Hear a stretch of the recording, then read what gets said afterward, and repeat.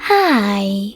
In front of me is OPPO Find X3 Pro, and today I would like to show you how you can add emergency numbers on this device.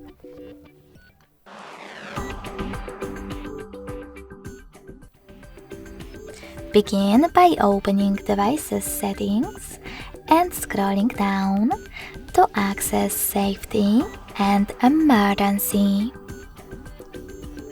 After that, scroll all the way down and tap on Emergency Contacts. Now select Add Emergency Contact and tap on the one that you wish to add. You can do exactly the same to all the other important ones. To remove one of them, click on this little icon, the red one, next to the one that you wish to get rid of, and add yet another one, instead.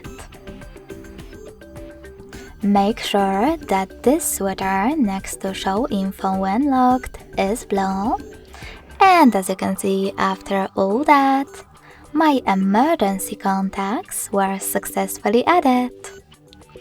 Thanks so much for watching. If you enjoyed this video, don't forget to leave a like, comment and subscribe. Bye!